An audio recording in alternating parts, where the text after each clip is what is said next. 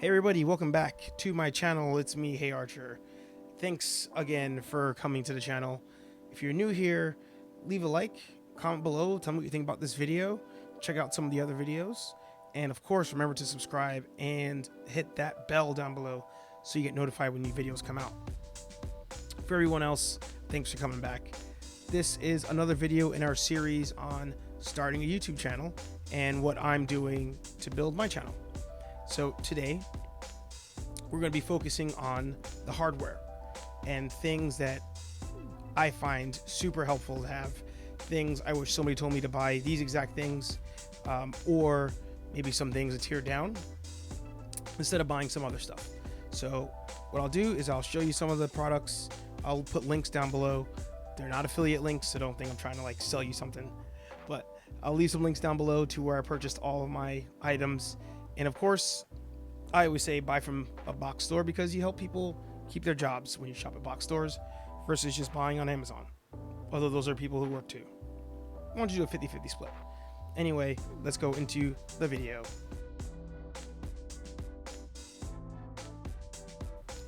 Alright, so the most important thing, of course, as I mentioned in the first episode of this series, was what you're using to record your videos. You can also do just audio if you wanted to, but in this case we're talking about YouTube, so it is video based, and I'm using just my iPhone, and I currently have the iPhone XR, and surprisingly enough I use the front face camera when I record, because that way not only can I see what's in the shot, but I can see the timer up above of how long I'm going for the video. If it were to stop because of, you know, either I'm out of space, somebody calls me or something like that, I don't have the rear face camera at me and I can't see what's happening, so I use it in front face camera. The other thing that you see I'm using, of course, is my mic setup. So I have my pop filter. If you don't know, a pop filter kind of limits all the p sounds as you talk. So it kind of limits that. It doesn't eliminate it completely, but it eliminates it a little bit. So the pop filter, this cost about $14 or so when I bought it. Maybe it was less if it was on sale, but about $14 for a pop filter. Next thing you see is, of course, my trusty microphone. And this is a Shure microphone. It is the SM58 dynamic microphone. And when you're looking for a microphone, you might see some YouTubers using the Snowball, for example. And that's what I used to use when I started making videos. However, a Snowball microphone will actually take in a lot of sound from what's around you, whereas dynamic microphones kind of take what's going directly at them.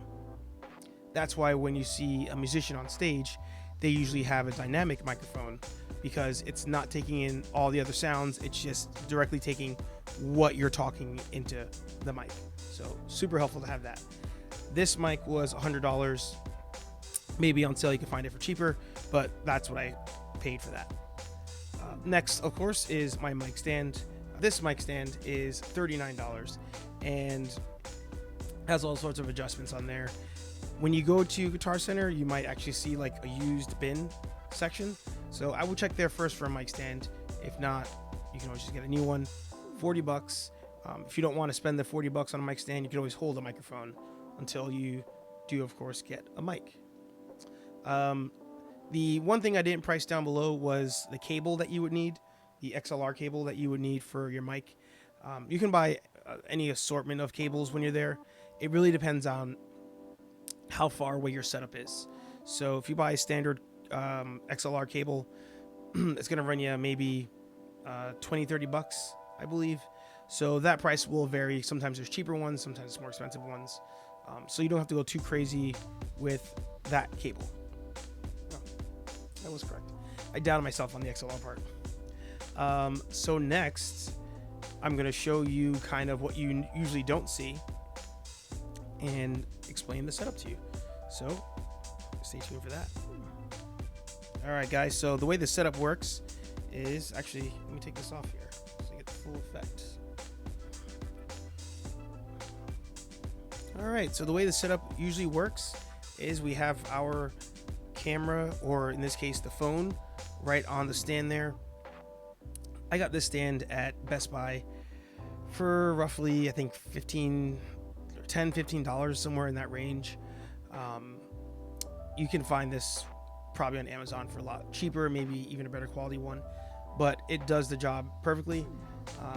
The only issue I have with it is that the durability of it isn't the greatest, and I actually had the legs break off on it one time before, so I had to buy a new one, and it wasn't even because I was doing anything too crazy with it. So it's good to get if you're getting all your stuff at one shot, but there's probably a better quality one you can find out there. And then I always have my kind of computer here. I keep some show notes, and the most important thing that I purchased was the iRig pre-mic. Now, what's good about this is that you could take your dynamic XLR camera, plug it into that, and then plug the other end into your phone.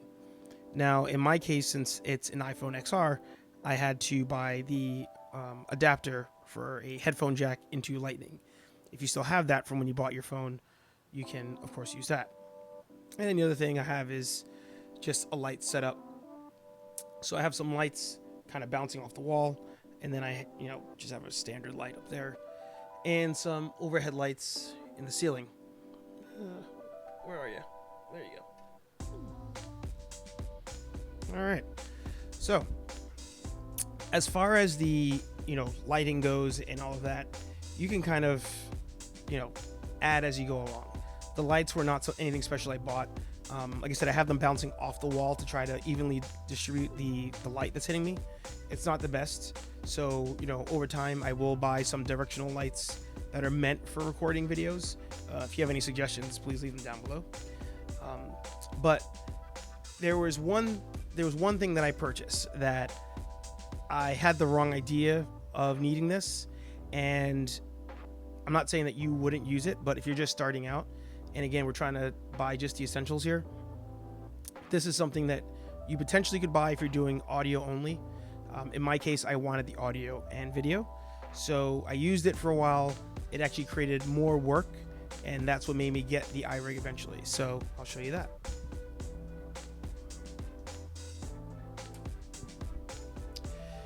So this here is your Focusrite Scarlett Solo preamp, essentially.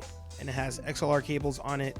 It has the ability for you to control the gain and volume of your inputs. You can actually have two inputs on there, so you can have a mic into it, and then you can also plug in a guitar input, and that can actually be a second mic. So when I start having somebody else on the shows with me, I'm probably gonna end up using this in that case. The issue I had with it was sound quality is great on it, and it was actually a bit pricey. That was also north of $100. And when I recorded the audio there, I would have the camera on the phone going, and what I would have to do was import the audio into GarageBand, or record it in GarageBand, export it, put it into iMovie, then match the video into iMovie, and then get it to line up to then produce the shows. So way back when I made a video saying that I have a new setup that's gonna be much faster, it was the direct input of a mic into the phone. Ideally, going forward, I would love to have a separate camera where I have the audio inputs into the camera, and then use the Scarlett for if I do an audio only type of show, or maybe have a dual audio going on where the camera is recording audio in high quality, and then the mics are wired to the Scarlett, so that way I can upload that to an audio only platform. So then I have the two different audio inputs going at the same time. There was a lot of products that I just mentioned, so of course leave your comments down below, leave your questions down below. If there's things that you like or things that you may say I don't need, please feel free. Most importantly, the ones that I want to cover, if you can only get, let's say, 3 things, right? And I'm assuming all of you have a phone, so that one's out. So the things I'm going to recommend that you need to get: 1, the iRig is the most important, because that can be your audio input. 2, the microphone into the iRig, because now you can get your good quality audio with your good quality video. And 3, I find that the camera stand, I actually prefer that over getting a mic stand if you had to choose.